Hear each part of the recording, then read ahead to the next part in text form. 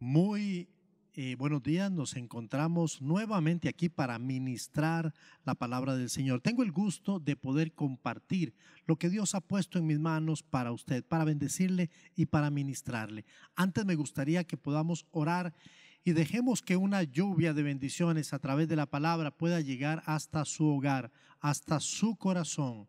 Sea el momento en que usted tenga la oportunidad de ver este mensaje, esta transmisión, que el poder del Espíritu Santo le afecte. Permítame orar en este momento. Bendito Dios, quiero entregar este tiempo en tus manos y darte la honra y la gloria, porque solo tú eres bueno, porque para siempre es tu misericordia, y sé que tú hablas a tu iglesia, hablas a tu pueblo, y hay una palabra aquí para nosotros, hay una palabra para mí, del Dios al cual le importo. Habla a tu pueblo, porque dijo Samuel, y nosotros repetimos el mismo momento, tal vez la misma idea, el mismo concepto. Habla porque tu siervo oye. Con esa actitud venimos delante de ti y nos preparamos para ser ministrados en esta ocasión. Oro en el poder del Espíritu Santo y bendigo a cada hombre, mujer, joven, señorita que tiene la oportunidad de sintonizarnos. Y en el nombre de Cristo Jesús, amén y amén. Una pregunta que vino en estos días a mi mente y de una vez dije, aquí hay un mensaje para poderle compartir a la congregación. A raíz de esta historia y esta pregunta hemos podido traer un mensaje para usted en esta mañana. La pregunta, 3 palabras, una pregunta. Y esa pregunta es suficiente para que pueda fungir como título en esta mañana de la siguiente reflexión. ¿Dónde estás tú? ¿Qué le parece esa pregunta? ¿Dónde estás tú?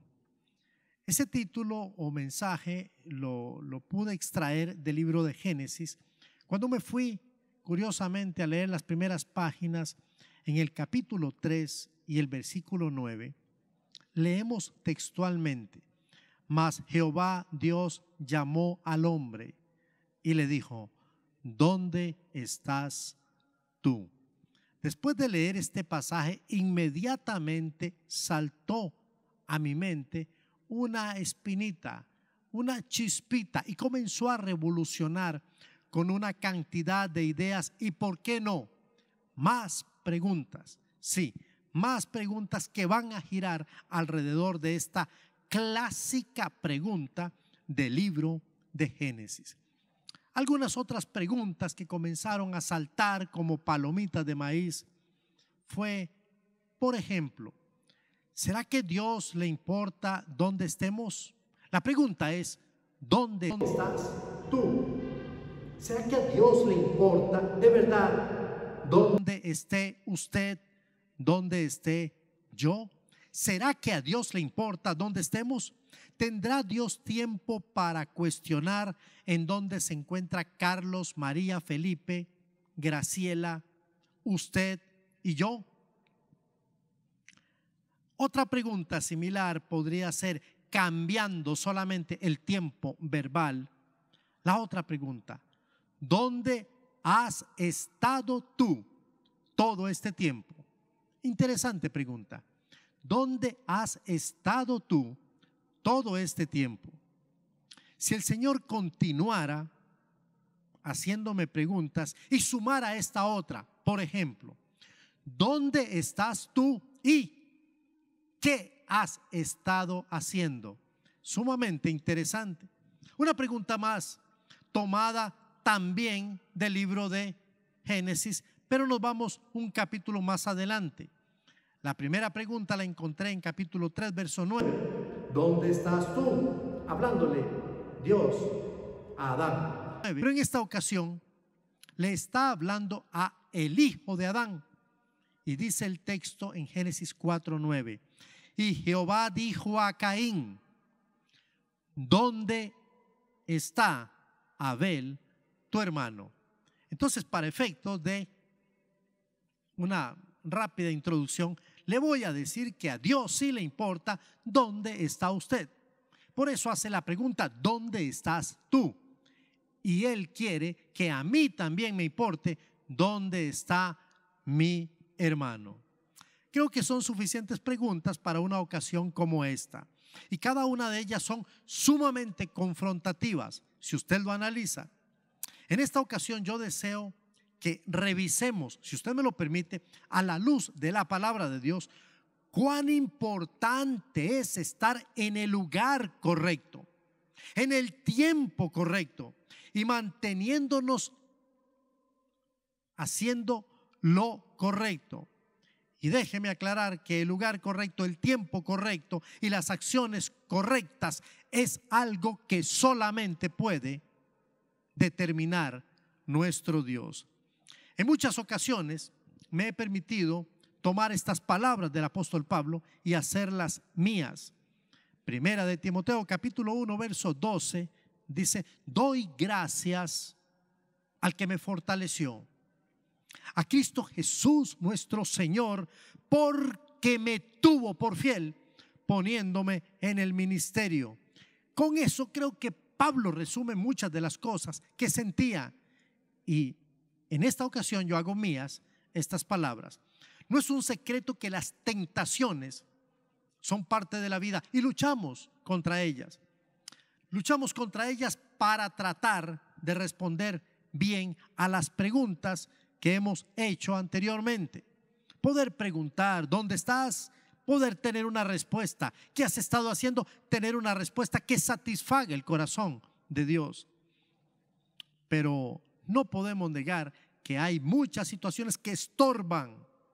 Algunas de las principales tentaciones están conectadas con un grupo de Efes. Mientras estaba en el seminario, un amado profesor que ya no está con nosotros nos hablaba y nos decía: cuídense de las 3 Fs. Y las 3 Fs eran muy sencillas, clásicas, hasta cierto punto creo que usted las conoce. La primera F, fortuna. Cuídense del dinero y de la fortuna. Cuídense de la fama. Eso que algunos hemos en algún momento dado visto como una tentación. El predicador, el televangelista, el predicador de multitudes, aquella persona que es seguida por miles o millones. Fama, cuidado con la fama. Y la tercera F, faldas. Mujeres, cuídense de la fortuna, la fama y las faldas. Tenemos muchos y grandes ejemplos de lindos cristianos amados que no se cuidaron de las Fs y hoy han sufrido un trágico efecto. El rey Salomón, por ejemplo, a quien encontramos en primer libro de Reyes, él nos va a ejemplificar uno de estos problemas. No solamente uno, el problema es que además de permitirle a su corazón desviarse por uno de estos problemas, de estas Fs, también comprometió su adoración y su fidelidad a Dios. En el capítulo 3, primero de Reyes, capítulo 3, verso 1, dice el texto de la siguiente manera: Salomón hizo parentesco con Faraón, rey de Egipto, pues tomó la hija de Faraón y la trajo a la ciudad de David, entre tanto que acababa de edificar su casa y la casa de Jehová y los muros de Jerusalén alrededor. Se emparentó con la hija de Faraón, haciendo caso omiso a lo que la palabra de Dios establecía para el pueblo de Israel, que no tomaran mujeres de ningún otro pueblo que no fuera el pueblo de Israel, el pueblo escogido.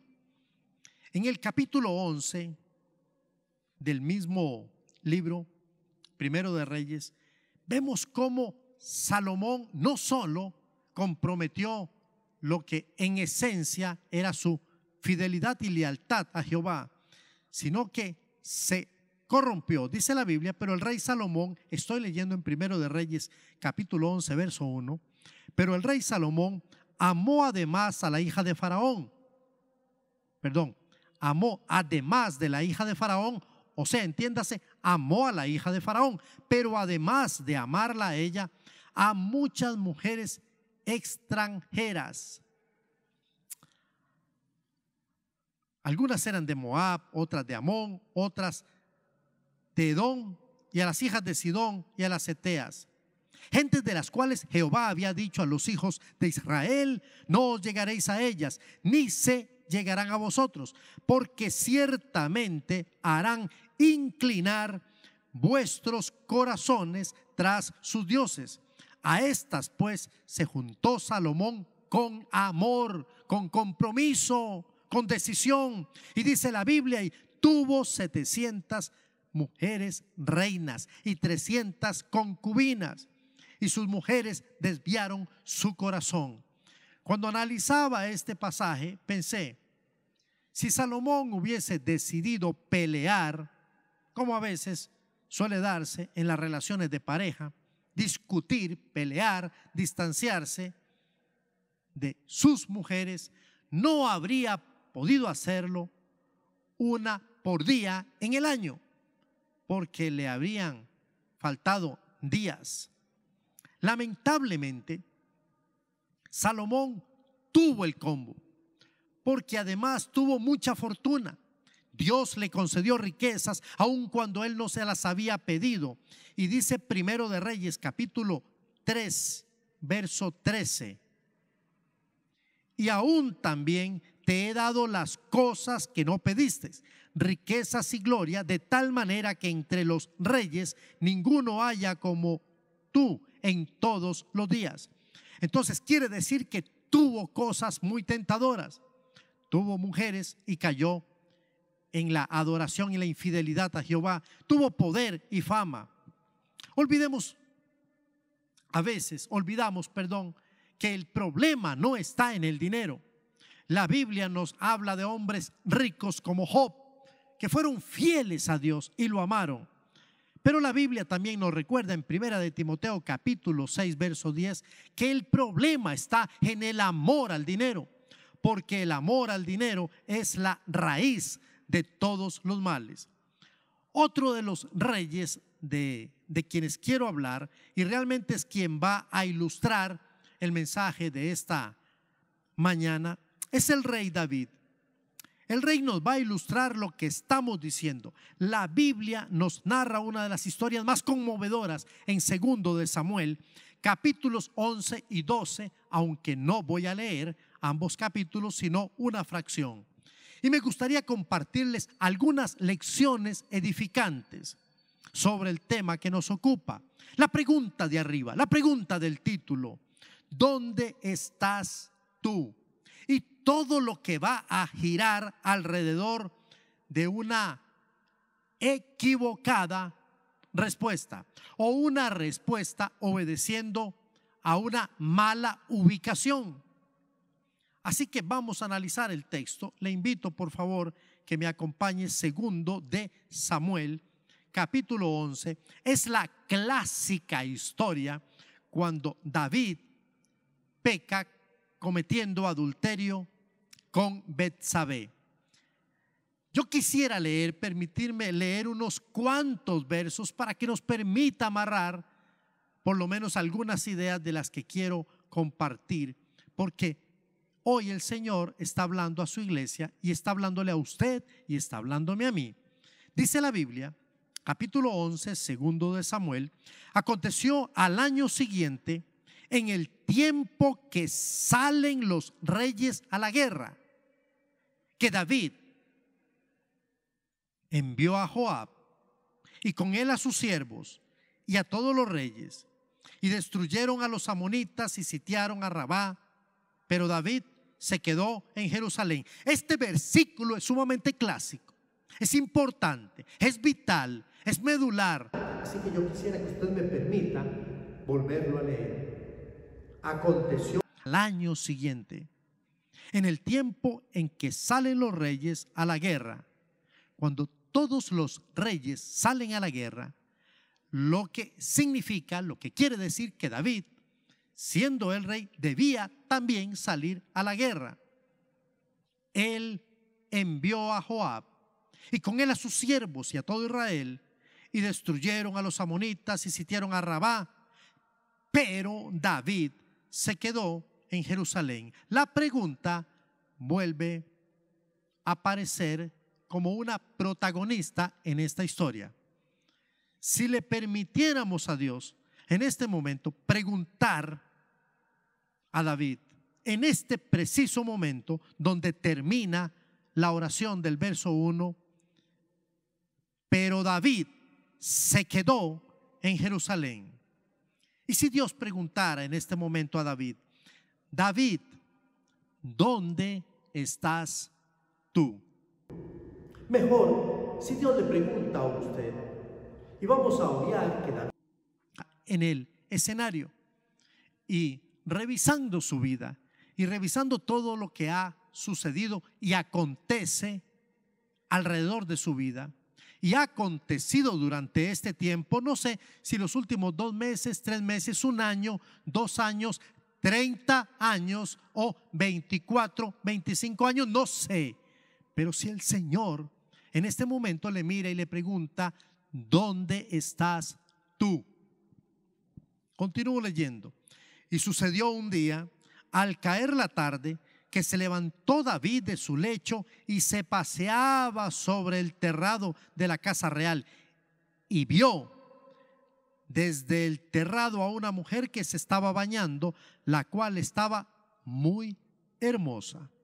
Envió David a preguntar por aquella mujer y le dijeron, aquella es Betsabé, hija de Eliam, mujer de Urías Eteo. Repito, mujer de Urías Eteo. Y envió David mensajeros y la tomó y vino a él, y él durmió con ella. Luego ella se purificó de su inmundicia y se volvió a su casa. Y concibió la mujer y envió a hacerlo saber a David diciendo, estoy encinta. Entonces David envió a decir a Joab, envíame a Urías Eteo, y Joab envió a Urías a David. Cuando Urías vino a David y le preguntó por la salud de Joab y por la salud del pueblo y por el estado de la guerra, después le preguntó por todo esto, después dijo David a Urías, desciende a tu casa y lava tus pies. Y saliendo Urías de la casa del rey, le fue enviado presente a la mesa real. Mas Urías no durmió a la puerta de la casa del rey con todos los siervos. Durmió a la puerta de la casa del rey con todos los siervos de su señor y no descendió a su casa. E hizo saber esto a David diciendo, Urías no ha descendido a su casa. Y dijo David a Urías, ¿no has venido de camino? ¿Por qué pues no descendiste a tu casa? Miren el verso 11, qué interesante. Y Urías respondió a David, el arca de Israel y Judá están bajo tiendas, y mi señor Joab y los siervos de mi señor en el campo. Y había yo de entrar en mi casa para comer y beber y a dormir con mi mujer, por vida tuya y por vida de tu alma, que yo no haré tal cosa. Cuando leo esto puedo imaginar la historia y puedo tratar de imaginar todo lo que pasaba por la mente de David, pero quiero ser muy directo en esta ocasión y remitirme a la pregunta del título, ¿dónde estás tú? Esa pregunta se la están haciendo ahora a David y quizá a usted y también a mí. Lo cierto es que para responder tenemos que decir que David no estuvo donde debía de estar. Y aquí comienza nuestra historia. Segundo de Samuel capítulo 11 verso 1 nos dice que cuando los reyes, en el tiempo en que los reyes salían a la guerra, David no fue. David mandó y comenzó la guerra y ganaron algunos pueblos, pero David se quedó en Jerusalén. La pregunta es, ¿dónde debía estar David? Ya usted sabe, ¿no es cierto? Yo también, la Biblia nos lo revela, pero David no estaba allí. Entonces la pregunta es, ¿dónde estaba David? No estuvo donde debía estar, al margen de que estuviera en el castillo, en su casa, en Jerusalén. David no estuvo donde debía de estar. Dios desea que nosotros estemos en el lugar en el que Él desea que estemos, donde Él nos ha puesto. Él no quiere otro lugar para usted, no un lugar más arriba ni más abajo. Él quiere el lugar que Él ha asignado para usted. Y cuando una persona no está en el lugar en el que Dios lo ha asignado, las consecuencias no se harán esperar. En Génesis capítulo 3, verso 9, encontramos esta clásica pregunta hecha por Jehová, por Dios, a Adán. A ese primer hombre le dijo: ¿dónde estás tú? Dios no preguntó porque no supiese. Dios sabía dónde estaba Adán y él sabía qué estaba haciendo o qué había estado haciendo. La pregunta más bien la estaba haciendo porque necesitaba hacerle una pregunta reflexiva, y además de reflexiva, una pregunta confrontativa. Y a veces necesitamos que alguien venga y nos pregunte de la misma manera: ¿dónde estás tú, amado y amada? ¿Dónde has estado tú todo este tiempo? ¿Y qué has estado haciendo todo este tiempo? Dios sabía dónde estaba Adán y dónde había estado y qué había hecho, pero ahora era necesario que Adán también pudiese reconocerlo. No estar donde debemos estar siempre traerá pésimas consecuencias. Todos aquellos que no han tenido la oportunidad en los últimos días, meses o quizá años de estar en el lugar donde Dios quiere que estén, saben a qué me estoy refiriendo. David, producto de su desubicación, de no estar donde debía estar, David incurrió en otra falta que yo llamo ociosidad. Dice la Biblia en el verso 2, y sucedió un día al caer la tarde que se levantó David de su lecho y se paseaba sobre el terrado de la casa real, porque no tenía nada que hacer. Estaba ocioso. Los tiempos más peligrosos para un cristiano, para una dama, para un caballero, para un hijo de Dios, son aquellos en los que se encuentra ocioso, de vago, sin actividad espiritual. Mi amada suegra tiene un refrán que a veces he tomado prestado. Ella dice: mente desocupada, taller de Satanás. Y eso es verídico. Cuando estamos sin hacer nada, ociosos, desocupados, de vagos, comienzan los pensamientos que no necesariamente son edificantes, y comenzamos a ver las faltas de Raimundo y medio mundo. Comenzamos a ver por qué fulano no usa, por qué Perencejo dijo, por qué aquel no trajo, por qué el vecino, por qué el profesor, por qué el inquilino, y comenzamos a ver todo lo malo de toda la gente. No estar donde debemos estar nos traerá pereza, indolencia, apatía, indiferencia a lo que realmente es importante y trascendente. David se desenfocó porque David no estaba donde tenía que estar. David entró en una etapa de ociosidad y fue presa de la ociosidad y se desenfocó y comenzó a mirar donde nunca debió mirar. Mucho cuidado, amados. Dice la Biblia: y vio, verso 2, y vio desde el terrado a una mujer que se estaba bañando, la cual era muy hermosa.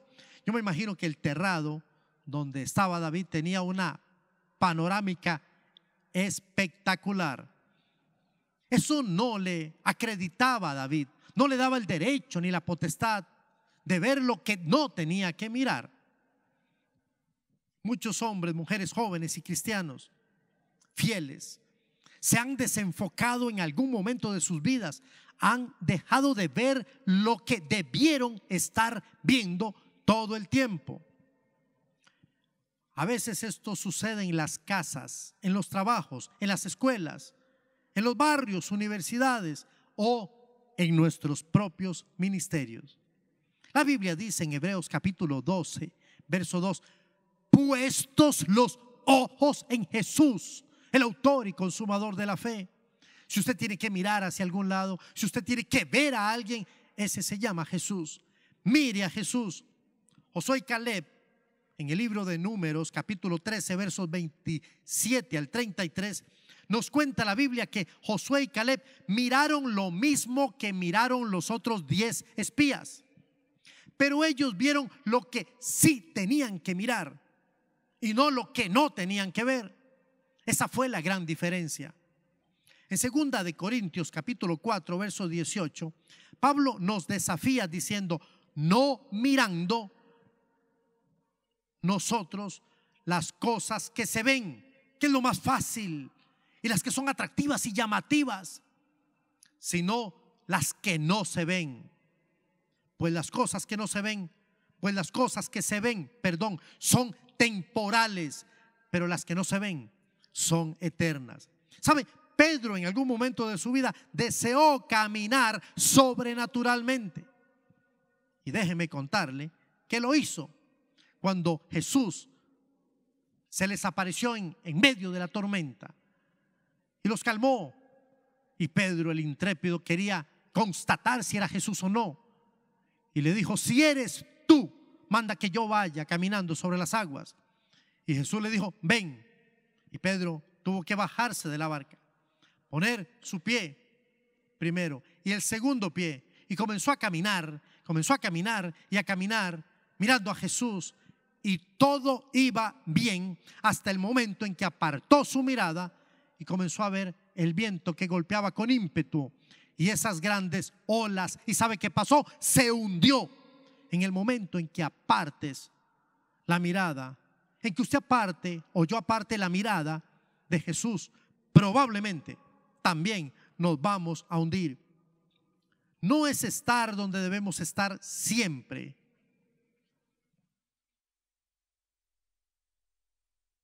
Lo que quizá estoy queriendo comunicar, lo que quiero decir es que no estar donde sí debemos estar, donde Dios quiere que estemos, nos hará perder rápidamente nuestro norte, nuestro sentido y el propósito para nuestra vida, y además cometer muchos errores. Solo porque no hemos estado en el lugar donde Dios quiere, desea, invita y desafía a que estemos. David preguntó, tenga cuidado, esto es sumamente peligroso. David no solamente no estaba en el lugar correcto, no solamente cayó en una vorágine de ociosidad, sino que además se desenfocó, y ya desenfocado, sin luz, preguntó lo que no tenía que preguntar. ¿Quién es esa mujer? Envió a preguntar David. ¿Quién es ella? Mire, si no hubiese sido el rey, cualquiera le hubiese respondido: ese no es asunto suyo. Porque la mujer que se describe aquí, dice la Biblia que se llamaba Betsabé, que era hija de Elián y mujer de Urías Eteo. O sea, en español tenía dueño. Era una mujer prohibida. Mi mamá era una mujer muy dicharachera y acostumbraba a enseñarnos con refranes o cuentos. Y en alguna ocasión me contó un cuento, el cuento de los 3 consejos, que no quiero contarlo aquí, quiero resumirlo diciendo simplemente que este era un hombre muy pobre, pero muy pobre. No tenía nada más que 3 hijos. Y a los 3 hijos un día decidió heredarlos, y los heredó dándoles 3 consejos. ¿Usted quiere que yo le diga cuáles fueron los consejos que le dio? No le voy a contar el cuento, pero le voy a contar los consejos. Primer consejo que le dio a aquel hombre pobre pero lleno de sabiduría: no camines por veredas. Las veredas son esos trillos, esos pasillos, esos caminos que nos acortan el camino. No tomes atajos. Camina la milla o las 2 millas que tienes que caminar. Corre la carrera, como dice el Señor, sin trampas, sin fraudes, sin atajos. Segundo, no bebas agua de pozo. O sea, no tomes nada que pueda estar eventualmente contaminado y tú no lo sepas. Y el tercer consejo, muy sencillo pero sumamente oportuno para nuestro rey David: no preguntes lo que no te importa. Alguien dijo: el que pregunta lo que no debe, oye lo que no quiere. Amados, David cometió una serie de errores, simple y sencillamente porque no estaba en el lugar donde debía de estar.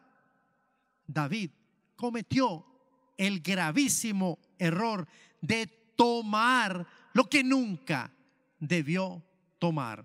¿Saben? Cuando yo veo este pasaje, pareciera que este pasaje podría dar duro al hermano que está viviendo en adulterio, o a la hermana que a lo mejor entró en una experiencia de fornicación, porque realmente es el contenido del pasaje.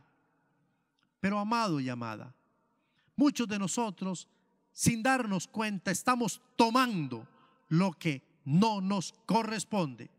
Dios nos ha dado a cada uno de nosotros no solamente lo que es bueno, sino además lo que es mejor para nosotros. Él le dio a usted ese don, Él le dio esa belleza, Él le dio esa facilidad, Él le dio ese negocio, Él le dio a usted esa familia, Él le ha dado ese cuerpo, Él le ha dado ese ministerio, Él le ha dado esa vida para que lo honre, para que lo glorifique. No es para nuestro beneficio personal, pero muchos de nosotros hemos desvirtuado lo que Dios puso en nosotros, lo hemos contaminado, lo hemos corrompido.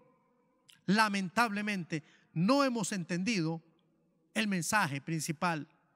Querer lo que no se nos ha dado puede traer consecuencias nefastas, trágicas e irreparables. No anhele, no busque, no quiera nada que no le haya sido dado a usted o que esté en el propósito de Dios. En el Edén podemos leer en el libro de Génesis uno de los mejores ejemplos de una pareja que deseó tener y tomar lo que nunca debió tomar. Estoy hablando de Adán y Eva. Pero en Hechos, un poquito más en el Nuevo Testamento, capítulo 5, del 1 al 11, encontramos la historia reveladora de Ananías y Zafira. Sí, Hechos capítulo 5, del 1 al 11. Y nos recuerda lo peligroso que es tomar lo que por decisión personal ya no nos corresponde. Mucho cuidado. David intentó finalmente arreglar todo aquello que él ahora entendía había sido un gran error causado por estar en el lugar donde nunca debió estar. Él intentó deshacer el mal que había hecho de la forma incorrecta. David intentó arreglar su error a su manera y lo enredó más. Eso es lo que va a pasar, amados y amadas. Siempre que nos equivocamos, tratamos de resolver, de disimular, de barnizar, poner algún tipo de cosmético a nuestro error, pero si no lo hacemos de la manera correcta y bíblica, esto siempre traerá consecuencias como una gran ola, como una gran bola de nieve. La Biblia dice que la forma correcta es venir a Jesús y contarle a Jesús, humillado, reconociendo nuestro error y confesando nuestro pecado, nuestro error. Primera de Juan 1:9 dice: si confesamos nuestros pecados, si los confesamos, si David hubiese confesado su pecado, si confesamos nuestros pecados arrepentidos, Él es fiel y justo para perdonarnos, amados y amadas, y además limpiarnos de toda maldad. ¿Dónde estás tú? Es la pregunta para esta ocasión. Si tuviéramos que responder a esta pregunta, ¿dónde estás tú ahora mismo? ¿Qué respondería usted de forma individual? ¿Qué estamos haciendo? ¿Qué hemos estado haciendo? ¿Cuál sería la respuesta? ¿Hemos estado en el lugar correcto, en el tiempo correcto, haciendo lo que correctamente hemos debido hacer? Las 3 Fs, fama, fortuna y falda, siguen dando problemas a los cristianos que por alguna razón se han desubicado.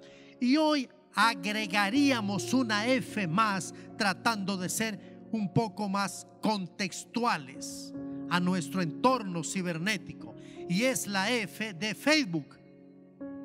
Pero más allá de las cosas sabidas, es menester que entendamos que existe un sinfín de cosas sencillas que tienen la posibilidad de confirmar o negar quiénes somos de verdad. La Biblia nos muestra de una manera muy clara que la vida cristiana no es una carrera de velocidad, no se engañe, pero sí es una carrera de resistencia.